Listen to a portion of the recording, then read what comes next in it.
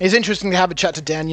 Ark's always been one of the staples here in Melbourne. Um, we come back to the stream here. Um, Mike Parker, who was on before, had mentioned during some of that discussion up there that where is it? Maybe we should have a chat about Little Wars because we would talk about Ark and events and stuff like that.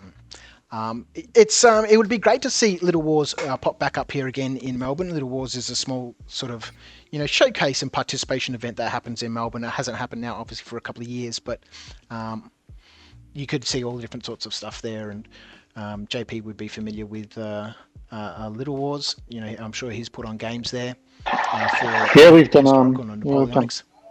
Yeah, well, we've done the last Little Wars we did. We had a Cold War demo game of another set of rules that's been developed out of the BWA shed by Peter Rossetti, which is a really cool set of Cold War rules. And then we put on a Hail Caesar game with my Republican Romans versus I think it was Macedonian. So that was a great game, lots of fun. It always looks impressive when you see those games at shows or big conventions, because they're grand. The tables are big. There's lots of miniatures on the table. Ed was talking about his experience before with Napoleonics and getting into the history of it and stuff. From my perspective. Hang on. Let me just full screen Ed's darts here. We'll get that on the screen. I was just going to say, are we gonna put bets on how many bullseyes I can get or something, and I'll pop in more money, or I don't know. What can we do with this? Let me see if we can get this in there. All right, so this is. You really is starting to turn out to one of those American telephones, isn't it? Like you suddenly will run out of content, and there'll be just some random old guy. How many beer bottles can I balance? I'm gonna start stacking things outside that are of circular objects. How many high can I get? yeah. That is what's going to happen. Oh dear. So you were saying about big games, Steve. Yeah, Ed was saying, he's keen on Napoleonics and the historicals. Excuse me, because it's interesting to learn about the history. I've always been a terrible student, and I have enough trouble trying to study rule books, let alone worry too much about the history of things. Whilst I am interested in it, and would obviously like to learn more about the history, it is the spectacle that is of more interest to me. Just that. That grandeur that we spoke about before, when you've got so many figures all ranked up on the table and, everyone in uniform and, that's what I'm keen on. Yeah, I draw my inspiration from wargaming shows like Salute or, those big gaming events out in the UK. Because the club scene out there, one thing I've always known about get a sense of the clubs in the UK is the clubs will put together a game each year, and that the focus will be 12 months of work, and they'll build the terrain and they'll build the the miniatures, and then the game will move across all the different shows across the UK, and the UK is really spoiled, right? Because they've got 10, 15 shows a year, and there's so many great games they put on, but it is really about those big spectacle games, really nice terrain, great models, good quality, consistent painting. It doesn't have to be brilliant, but it's consistent and executed really, really well with a great system. And also the people who put them on, like the game masters, the people who stand around the table and bring people in, give you an opportunity to roll some dice, tell you the story, answer questions and engage with you. I think Little Wars does that well when given the opportunity to do it, and we BWA we do that at CanCon. If you've seen what we do at CanCon, it's 4 or 5 6x4 tables stuck together, lots of people moving miniatures across the table, having lots of fun. And it draws the crowd because people come by and stop and say, "Oh, what's going on here?" There's 3,500, 4,000 miniatures on the table, groaning as dice are rolled and stories are told and victories are won and lost. Yeah. That's the fun bit. It's just the hard work. painting constantly, all the time. Yeah, well, that's the thing, right? With these big units, you've got to paint, huge numbers of figures. Yeah. I think that's part of the reason why I'm working on a Dark Age army at the moment, is because it's not all this piping and straps and epaulets and all that Yeah. sort of stuff. You can just cover it in some brown paint, chuck a wash on it, and you're there. I think we missed a question for Dan just before he ducked off from Derek Maggs. He said, "I struggle writing 40k lists. What advice would you give?" Anyone got any advice for writing 40k lists? Oh. It's been years since I've done Math Hammer. I don't know if this...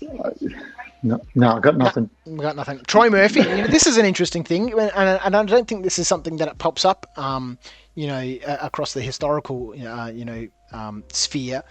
He says, "I just started a sisters army for a January tournament and managed to get some old stuff, and have found that the scales between the new stuff and old stuff is quite striking. Massive. In terms of it being different, and then that's something that Games Workshop's getting very, very good at, is increasing their scale. You just don't see that. Obviously, everyone in the historical arena wants to blend in with each other. You know what? Though, here's the interesting thing. If you were to line the six of us up, I don't think either of us all are consistently 5'5" or 6'1". Yeah. There's going to be a couple of short bastards, one really tall bastard, and a couple of guys that don't equate in terms of height, but are moving out in the other direction. And so, the thing about scale is very interesting, isn't it? Because everybody wants their soldiers to be exactly the same height. And it is strange. Shape. It's nice to see that variation in height and shape and girth. Mark Newman says, after 3 weeks on campaign, everybody's skinny, but that's for another reason. Mark Newman says, "Little Wars, the single best event ever." I managed to get across to Little Wars in Adelaide once when we were there, and had a great time. That was in one of the little, I think it was in an RSL or maybe even a library. I can't quite remember. It was a small event, but it was, still had that Little Wars feel about it. Lots of participation games, lots of things that you could have a look at and get involved with.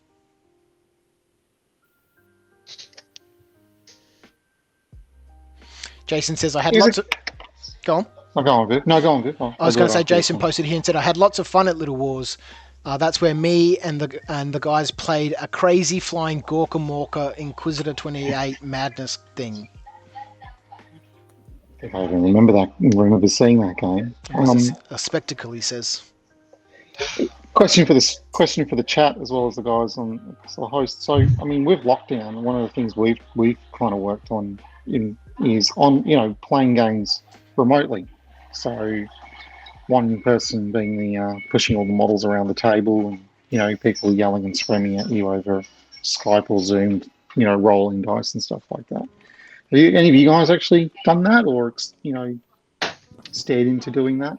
A few weeks ago, Ed and I had a tele hobby version of Adeptus Titanicus. There's prior to the GW Banhammer, there was a really good app where you could run all your Titan terminals through. Oh yes, is that gone now? If you've got it, you can still get it, but I think it's been taken down, so you can't grab it anymore. But it means that Ed can sit there and just basically say, advance this way, push the reactor. He could roll his own dice, and then it was actually watch shit explode. We played a full game within about 2.5 hours, so it wasn't even slower than usual. It was pretty good actually. You did a good job of moving one of the 3 cameras you had around. Just take note, Toph. There's a 140 there. Thank you very much. All right. Unless there's a 180, don't talk to me. Yeah, okay, fair enough. We'll try and get one tonight if we can. No, it was really good. And as I said, the way you kept moving it around meant that it was a little bit more work on your end, obviously. But it was really cool to be able to almost get the down the table view of what my side was seeing. And it was really fun, actually. It was almost going back to that idea that Lockie was talking about with the whole cameras on your troops thing.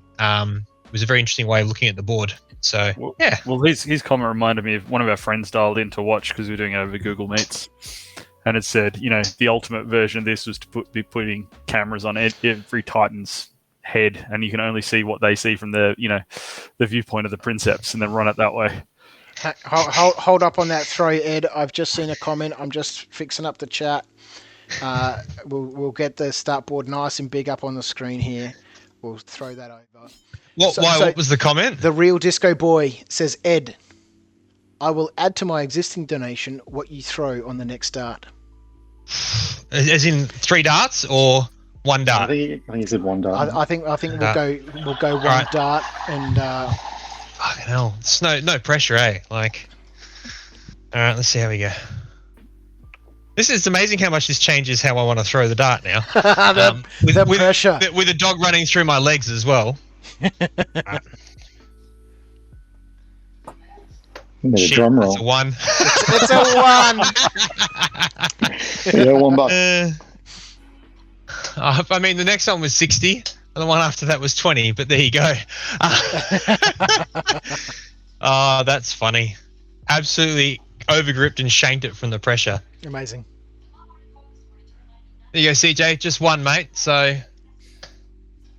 your wallet can thank me. This is why I can't do this professionally. I reckon I've almost hit 10,000 hours of darts over the last 12 months. So Mum and Dad got this for me for my birthday last year, because years ago I did the same for Dad when they moved into their place in Dalesford. And in that time, I've played more darts in the last year and used that board more than he has in 6 years in Dalesford. So there's been a hell of a lot of darts in lockdown, that's for sure.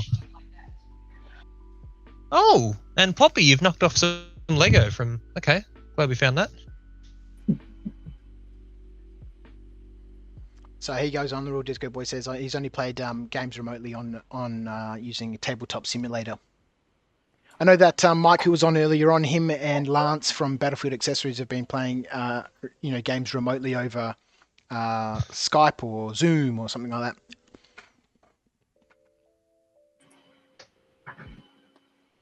Actually, they do it over Discord.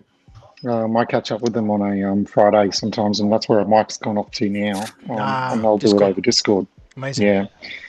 And we've been doing playtesting for Cold War rules with Richard Clark from Two Fat Lardies on a Friday night. Amazing. And Mike, and it's great, because one thing that I've noticed is that we're connecting with people that we don't necessarily always connect with. Yeah.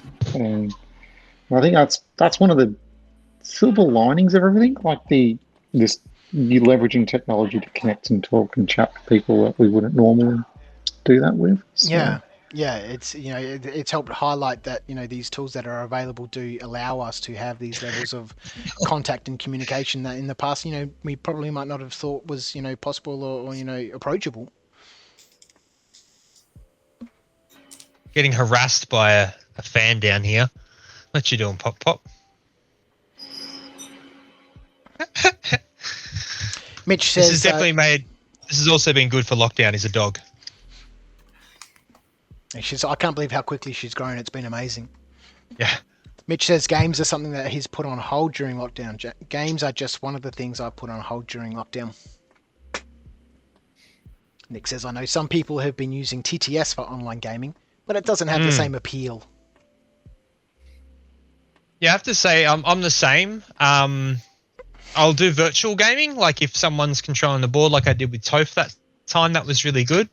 But I really struggle. Like, I can do board games on Tabletop Simulator, and I'm really happy to do that because that's a bit of fun, and but I just can't do tabletop wargaming on it. I just don't enjoy the feel, to be honest. Yeah.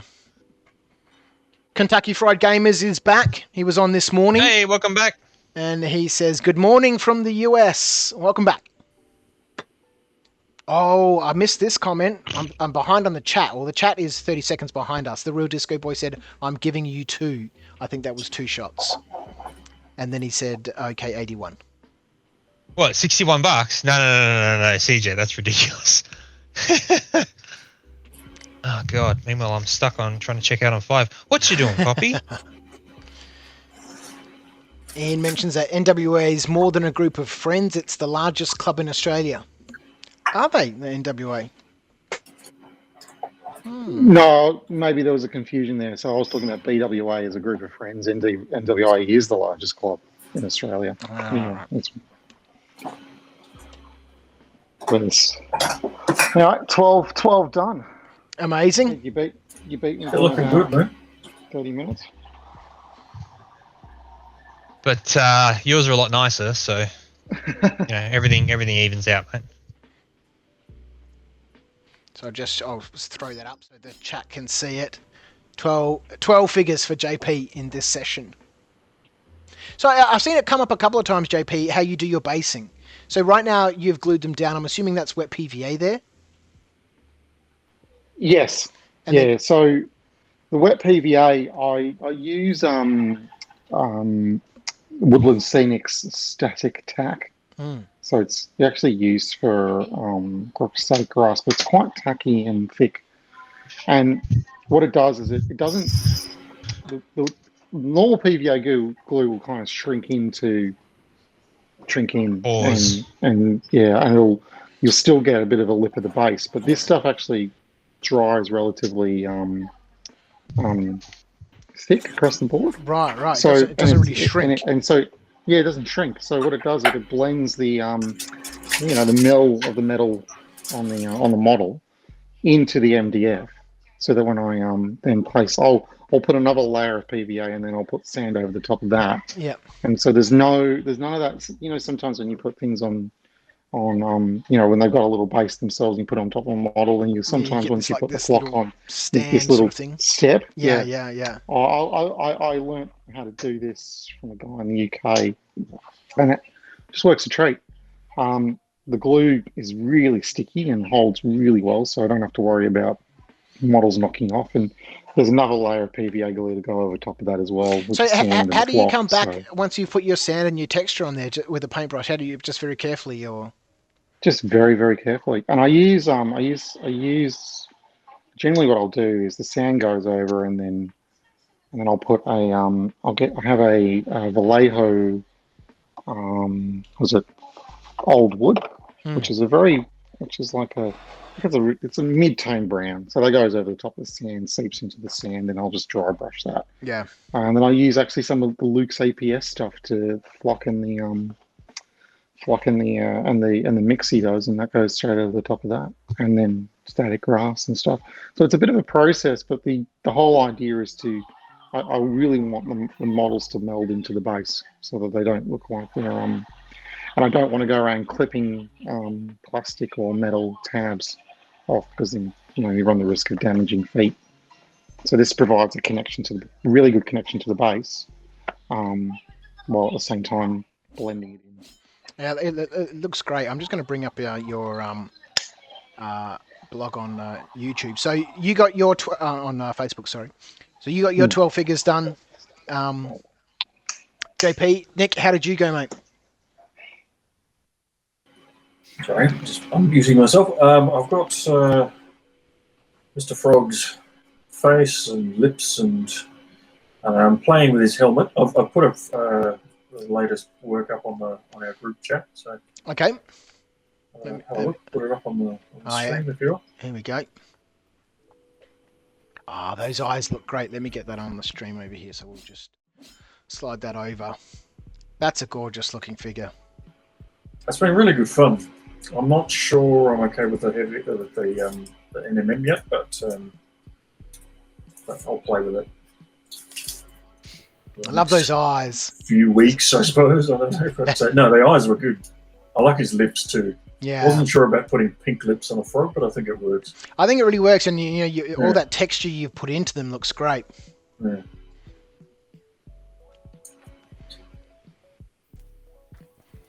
And Toph, this is your work on your Rohirrim, hey? Yeah, figured I'd jump in on that MESBG action. Just as another chance to say MESBG. Yeah, MESBG. Great game, the MESBG. Can we start saying Meespig? Can we still say what? Meespig. I'm so Meespig. Yeah, I'm just going to throw up JP's blog on Facebook. He's got so much wonderful stuff up there. And it's nice and consistent and regular. He just always seems to be popping up something new and fresh, and just the look of big rank and file armies that are fully painted and based look great. Thank you. That's very nice. I've just seen here, JP, on your page, you've got those $400 painting stands with a little bit of cork and an MDF horse to put the riders on. Well, that was for 18 mil models, yeah. So that was I was doing a very overdue painting commission that I thought, oh, I'll paint miniatures while I'm in lockdown for money. That was a bad idea. I mean, and so I painted some Russian Ulans. But the person who sent them to me didn't want me to paint the horses. They were going to do the horses with a oil wash technique. So all I got was the riders. So I'm like, well, how do I paint these? So I kind of figured jerry rigged a little thing where the model sits on a bit of blue tack. It was a great idea. Great idea. Yeah, thanks. Great idea. Yeah. Mark Newman in the chat says he tried Gunfighter's Ball in a simulator, did not work very well.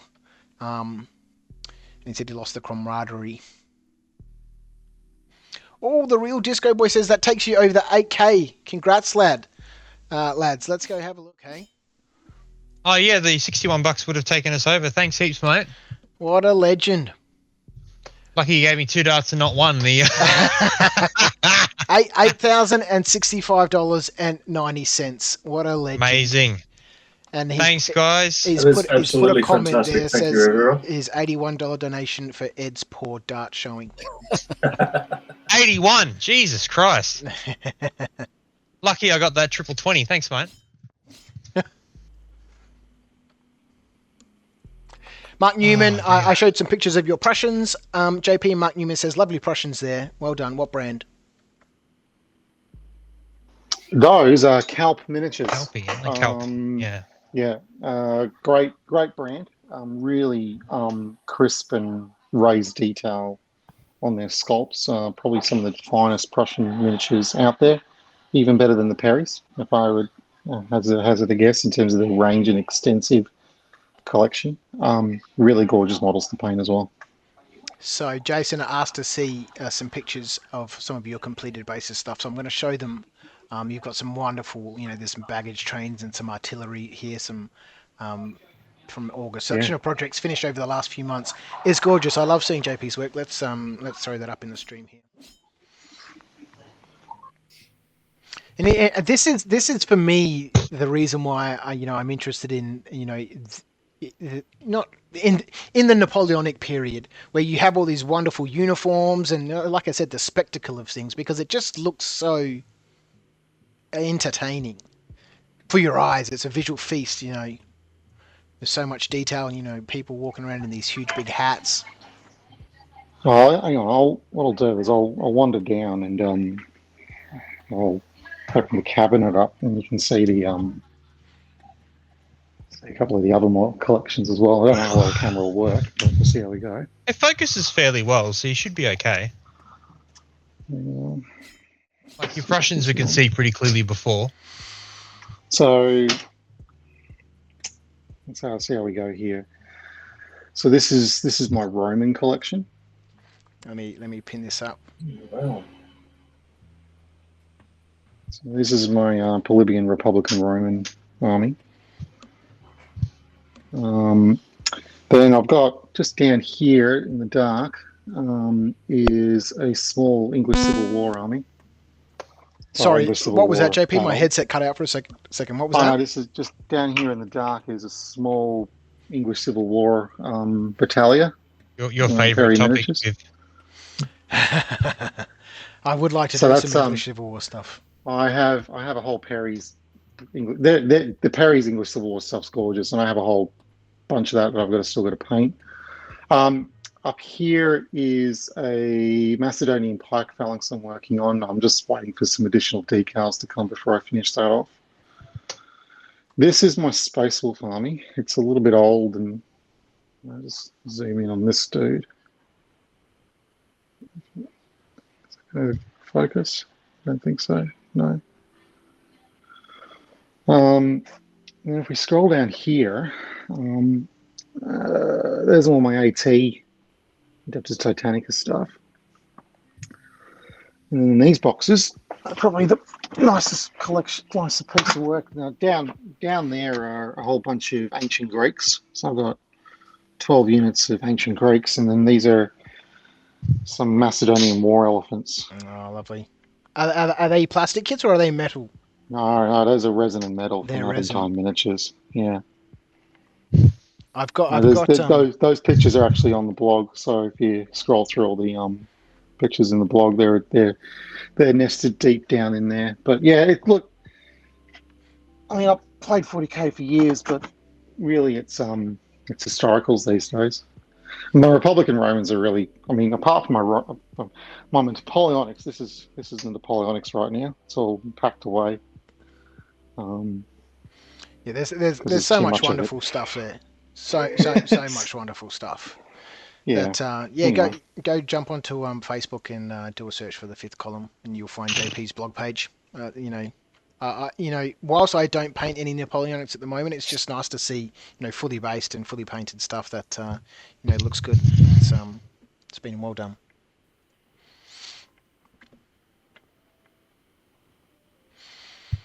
Ian Hoffman says, I'll second how good, this is for you, Ed, I'll second how good having a dog during lockdown has been. Mm-hmm. Oh, boy, I think I'm about to cry now. I lost my dog in January. Shit. Sorry, mate. I keep on thinking every now and then, I shouldn't leave the door open, pirate will come in. Or, I walked out the other day to put some clothes on the line and, his food bowl and, water bowl and stuff normally sit there in the corner. I walked out and I was like, it's super empty out here. And I was about to ask Kim, where's Pirate's food bowl gone? And then I just remembered he left us earlier this year. He says, I'll second how good having a dog during lockdown has been.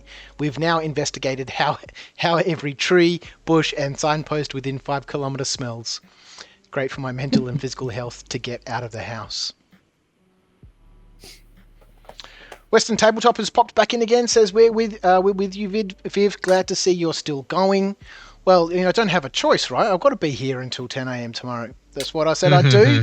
I'm gonna be here. I've got a feeling I'll come 10 a.m. tomorrow morning, and I'm like, I'm gonna stay up for the whole day. And we'll see. I don't think I will get to that point. We'll see how long I last, though. We'll see. So both Hobby Homies podcast and Jason Berman say stunning miniatures. JP, thanks for sharing. You're welcome, guys. Thank you.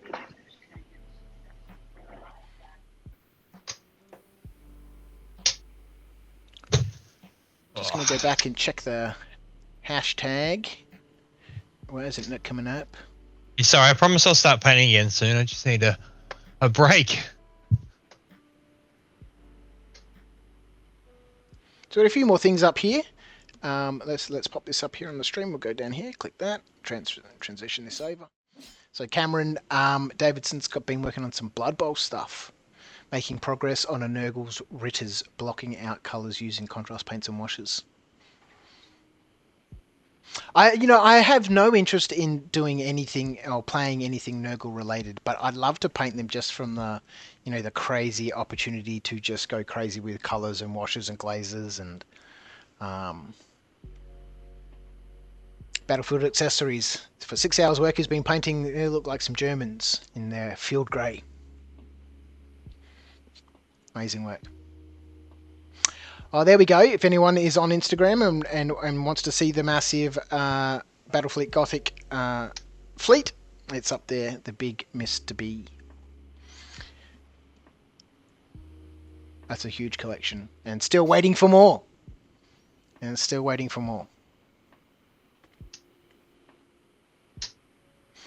The real Disco Boy says, I'm going to stick with you as long as I can or until I get wife aggro. I think we'll transition that back over. You don't need to see my stream there on the YouTube. How did you go, Toph, with the Infinity stuff that you were painting earlier on? Yeah, as I said, I think I just need to do a few more finer details when my eyesight returns. Yeah, sure. Yep. Yeah, that's the other reason this break is good. My eyes and my hands are shot. as you know, Viv, throwing paint at the MESBG, said it again, miniatures is a bit different. Yeah, It's yeah, big. yeah. Lack of detail means you just throw paint at it and it kind of works. Just slap it on there. Yep. This bit approximates his head, therefore it should be head coloured. Yeah, that was a lot of fun last year doing the classic. What do the Perrys mean by this blob? Which happens a lot back then. I think a lot of that was, the translation, to plastic at that stage. Milling. Yeah, it wasn't what they sculpted. It was definitely a limitation, but it's still amusing.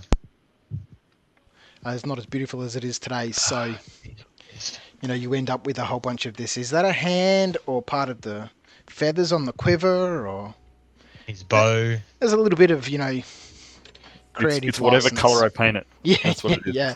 That's going to be a hand on this guy, but it's going to be a quiver on the next one. Yep.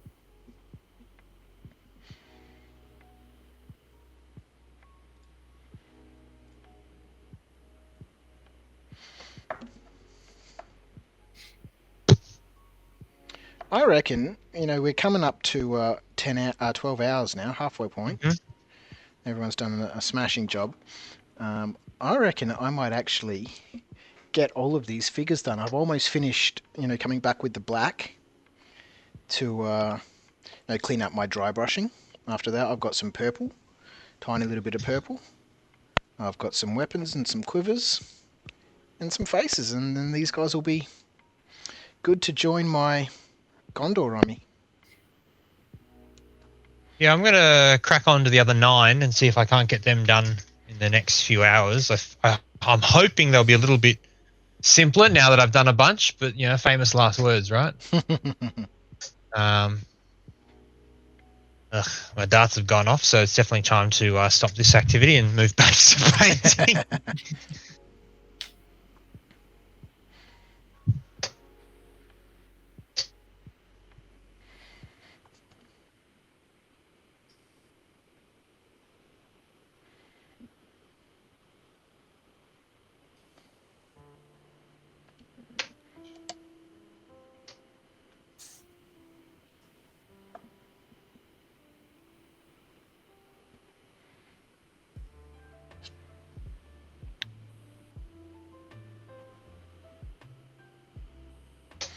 Might just turn this music I've got up in my headset, and whilst we all decompress for a little bit,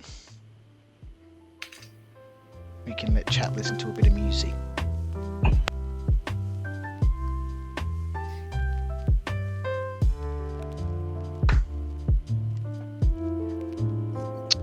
I don't know if Greg Millsop is watching right now from Bonza Games. He did. He's just chatted there. Said, "Hey Viv, let me send him a message."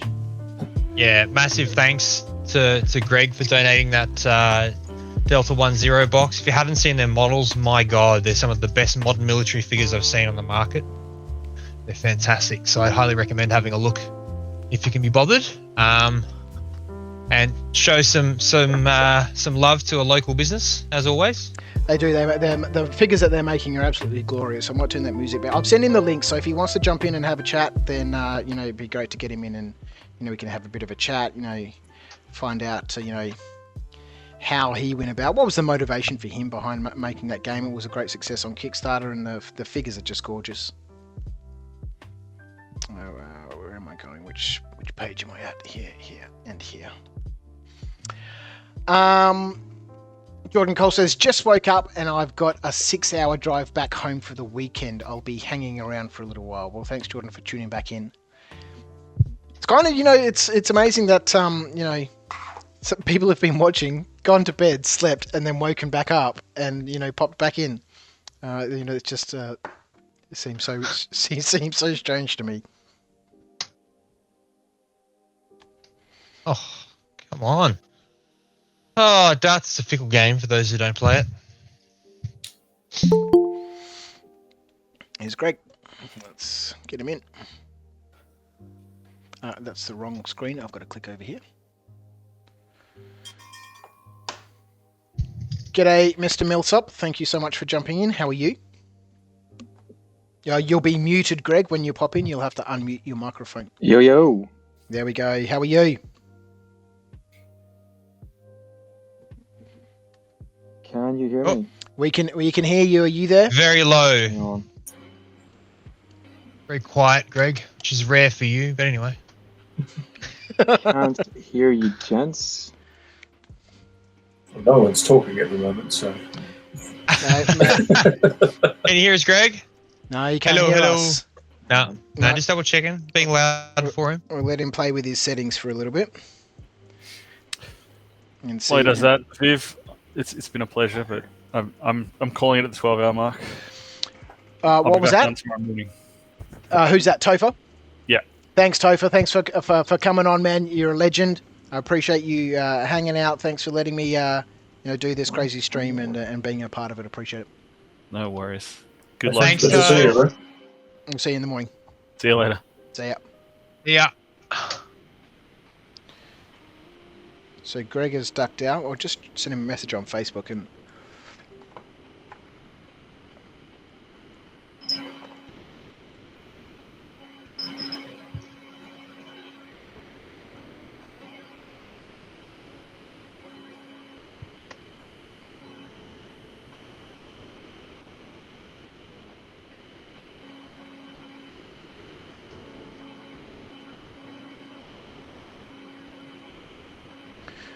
All right, he's saying he can't get his sound to work, but huge, massive shout out to all of our sponsors who have all very kindly donated a whole bunch of stuff for us to give away, including Brickman is giving us that signed copy of let me bring it up. Star Wars Lego Advent Calendar.